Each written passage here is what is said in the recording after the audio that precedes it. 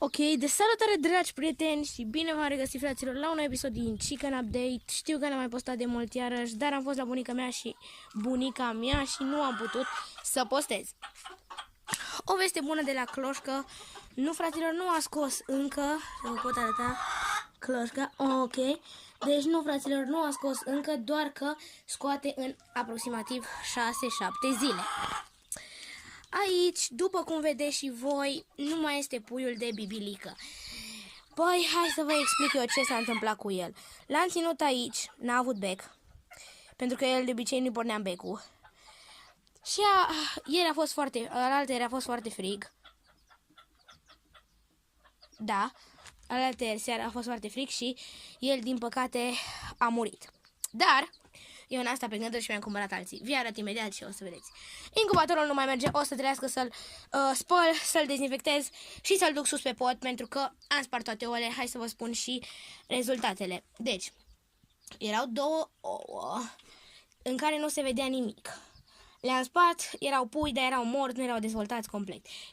Un ou, nu era puiul dezvoltat complet și mai era într-un ou și nu era bun și un alt ou și nu era bun. Dar acești mirobolanți puiuți deja le-au dat penele. Mulți dintre ei, uitați, penele la sebrit auriu și la celălalt, vedeți acolo maro, și la ăștia de padawan le-au dat penele un fel de gălbui. Poate la sfârșitul episodului, dacă nu uit, o să vi arăt și pe ei și penele lor. Aici, după cum vedeți, puiuții noștri, pentru că ăsta e un episod de Chicken Update, o să stăm mai mult cu puii și o să îi scoate și pe aia de... Iala, cum stă acolo tolănită la mare. Și aici, fraților, pui de bibilică. Deci, uitați, dați-mi părere despre ei. Da, dacă aș putea și să-i focusez cumva, că nu pot să deschid ușa, că cred că o să fugă și de asta mă tem eu, că focusează pe gratii, frate. Deci, efectiv, nu focusează pe... Aia, stai. Stați că aici ar putea focusa. Ar da focus. Uitați, sunt 2 pui gri, au 4 săptămâni și o să-i ținem aici. Sper că este femelă și mascul. Voi nu știu dacă vă dați seama, dar o să dau zoom pe ei să îmi spuneți dacă vă dați seama care e femelă și care este mascul. Dacă voi vă pricepeți. Nu o să-i scot pentru că o să fugă, pentru că sunt foarte rapizi. Ieri la domnul ăla, când am încercat să-i prindem, nu prea am putut. Și ce mai vreau să vă spun, fraților? Da, dacă vă întrebați unde este Cloșca, vă arăt imediat. Am scos-o și o să o mut în altă cușcă. Am încercat să-i pun pui de la Cloșcă cu ăștia, doar că ăla mare i-a bătut. Și am încercat să pun pui de la Cloșcă acolo jos cu aia de bibilică, doar că ăia de la Cloșcă i-a bătut pe aia de bibilică, fraților. Deci gândiți-vă ce harababura. Dacă la acest episod, cum am spus, suntem 6-7 like-uri, înseamnă că voi nu ați uitat de mine. Deci nu am murit pe YouTube. Hai să vă arăt Cloșca și să vă arăt unde o să pun acei pui.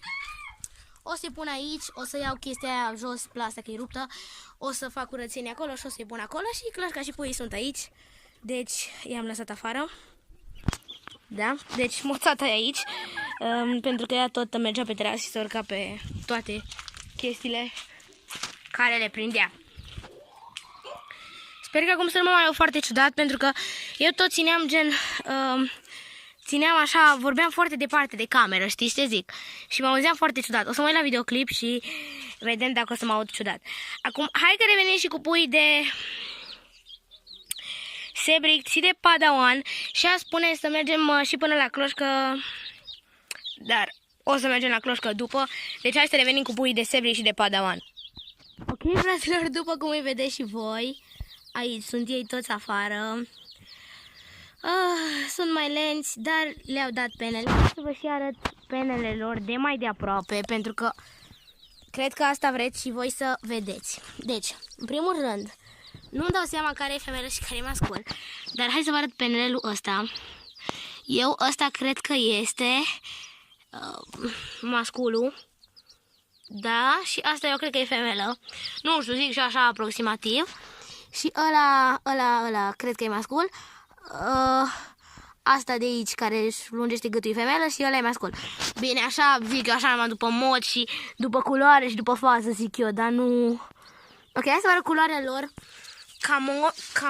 nu știu exact cum se zice, camois sau habar n-am, dar hai să vedeți, dacă aș putea, vedeți aici o culoare mai interesantă, nu știu, în adevărat se vede mai bine, dar aici ca și cum ar fi alb, dar nu este alb, este camoi, nu știu cum să vă explic, dar n-ai mai ciudată culoarea. Da, acum vă sta cu acești pui, deoarece este chicken update și trebuie să stăm cu puiuții și să vă prezint puiuții, pentru că pun pariu că v-a fost dor și de puiuți și nu cred că v-a fost dor de adulți, pentru că sunt plictisitori, dar puiuții sunt mai drăguți și mai... Deci uitați aici cum mănâncă. Hai să revenim și noi la puiuții de... generația asta. Uitați aici, cred că asta e o puică. Nu știu, să-mi dați și voi cu părerea ce credeți voi că pui ăștia. Da, și la pui de bibilică, să mai vedeți odată. Se admirați, uitați acolo cum stau. Oh, ce frumos sunt ei. Deci mie îmi plac foarte mult. Dacă vă dați seama, eu cred că aia e femelă.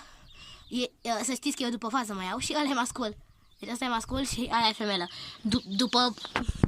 Nu știu, eu mai iau după faza lor, nu mai iau după... că nu poți să dai seama teoretic numai pe la un an, da? Poate voi, în mare, ori credeți ce cred eu, ori credeți opusul, nu știu, zic și eu, care știți mai bine și care sunteți crescători, dacă avem crescători printre noi. Deci uitați cum stau, ăla stă acolo cu aripile deschise pentru că e cald, aici acum este soare, deci bine că a venit și vremea frumoasă, soare, chestii. Da, mă, fraților, v-am spus eu că vă arăt acel cățel.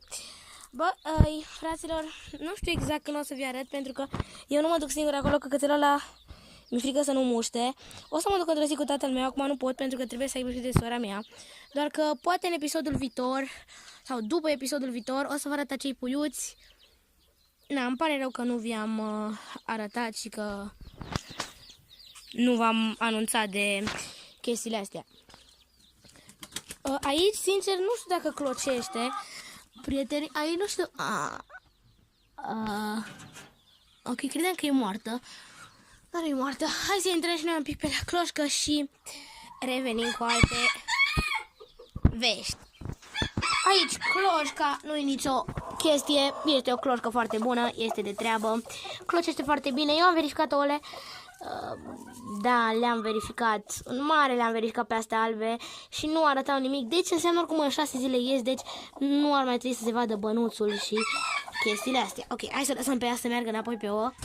Uitați aici. Deci a devenit o cloșcă, le încălzește foarte tare. Deci frate, sunt fierbinți. Deci le încălzește foarte bine. A devenit și ea o cloșcă foarte bună.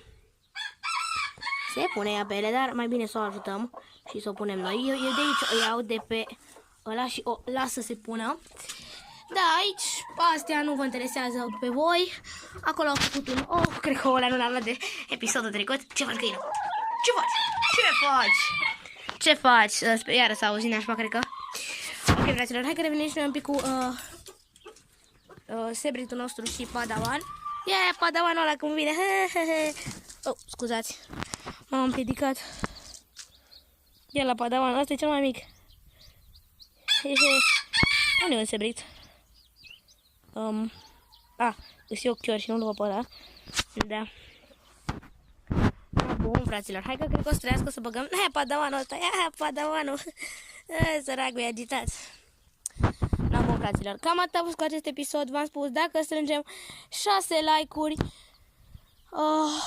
dacă strângem 6 like-uri la acest videoclip, înseamnă că voi mă susțineți și că n-ați uitat de mine și că vreți să mă reîntorc pe YouTube. Dacă nu strângem 6 like-uri sau mai multe, v-ați prins ca și data trecută când lipsesc de pe YouTube, spun chestia asta pentru că... Da. Bun, fraților, deci cam atât a fost cu acest episod. Sper că v-a plăcut. Dacă v-a plăcut, nu uitați să dați un like, un share și un subscribe cu vreau să pa, pa. Ne auzim data viitoare.